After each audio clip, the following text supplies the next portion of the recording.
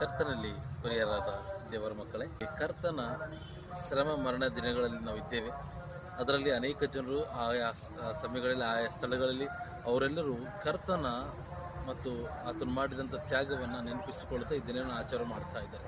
ಅದರಲ್ಲಿ ಏನಂತಂದರೆ, ಈ ಶ್ರಮ ಮತ್ತು ಮರಣ ದಿನಗಳಂತಂದರೆ ದೇವರು ನಮಗೋಸ್ಕರ, ಈ ಇಡೀ ಲೋಕದಕ್ಕೋಸ್ಕರ ಶ್ರಮಪಟ್ಟು ಮರಣವನ್ನು ಹೊಂದಿ ಮತ್ತೆ ತಿರುಗಿ ಎದ್ದಿದ್ದಾನೆಂಬುದಾಗಿ ಈ ದಿನಗಳನ್ನು ನೆನಪಿಸಿಕೊಳ್ಳುತ್ತಾ ಆತನ ಮರಣದ ಕುರಿತಾದ ಆಲೋಚನೆಯುಳ್ಳವರಾಗಿ ನಾವು ಜೀವಿಸುತ್ತಿರುವಾಗ, ಹೌದು, ಈ ಒಂದು ಮರಣವನ್ನು ದೇವರು ನನಗೋಸ್ಕರನೇ ಹೊಂದಿದ್ದಾನೆಂಬುದಾಗಿ, ದೇವರು ನನಗೋಸ್ಕರನೇ ತಾನು ಅವಮಾನ ಹೊಂದಿದವನಾಗಿ, ದೇವರು ನನಗೋಸ್ಕರ ಜಜ್ಜಲ್ಪಟ್ಟನೆಂಬುದಾಗಿ, ದೇವರು ನನಗೋಸ್ಕರನೇ ಅನೇಕ ಜನರಿಂದ ಅವಮಾನ ಹೊಂದಿ ತಾನು ಕೀಳಾಗಿ ಜನರು ನೋಡುವಾಗ ಆ ಕೀಳಾದ ಪರಿಸ್ಥಿತಿ ಕೂಡ ಅದನ್ನು ಸಹಿಸಿಕೊಂಡು ಮುಂದಕ್ಕೆ ಸಾಗಿದಂಥ ಪರಿಸ್ಥಿತಿಯನ್ನು ನೋಡ್ತೇವೆ.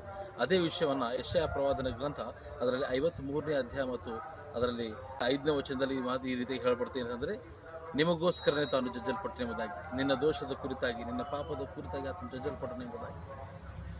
ಅದಕ್ಕಾಗಿ ಕರ್ತನಲ್ಲಿ ಪ್ರಿಯರೇ, ನನ್ನ ಪಾಪದ ಕುರಿತಾದ ಯೇಸು ಸ್ವಾಮಿ ತಾನು ಈ ಲೋಕದಲ್ಲಿ ಬಂದು ಶಿಲುಬೆ ಮರಣವನ್ನು ಹೊಂದಿದ್ದಾನೆ. ಆ ಶಿಲುಬೆ ಮರಣ ನನಗೋಸ್ಕರ ಮಾತ್ರ ಇದೆ. ಅದಕ್ಕೋಸ್ಕರ ನಾವೆಲ್ಲರೂ ಪಶ್ಚಾತ್ತಾಪಪಟ್ಟು ಕರ್ತನಲ್ಲಿ ನಾವು ನಂಬಿರುವುದಾದರೆ, ಹೃದಯದಲ್ಲಿ ನಂಬಿ ಬಾಯಿಂದ ಅರಿಕೆ ಮಾಡಿದರೆ ನಮಗೆ ರಕ್ಷಣೆ ಸಿಗುತ್ತದೆ. ಹಾಗಾಗಿ ತಾವೆಲ್ಲರೂ ಈ ಶ್ರಮ ದಿನಗಳಲ್ಲಿ ಆತನು ಮಾಡಿದ ತ್ಯಾಗವನ್ನು ನೆನಪಿಸಿಕೊಳ್ಳುತ್ತಾ, ನನ್ನ ಪಾಪದ ಕುರಿತಾಗಿ ನಾನು ಈ ದಿನ ದೇವರ ಸಮ್ಮುಖಕ್ಕೆ ಬರ್ತೇನೆ, ಪಶ್ಚಾತ್ತಾಪ ಪಡ್ತೇನೆ ಎಂಬುದಾಗಿ ಒಂದು ವೇಳೆ ಬರುವುದಾದರೆ ದೇವರು ಕ್ಷಮಿಸಲಿಕ್ಕೆ ಸಿದ್ಧನಾಗಿದ್ದಾನೆ.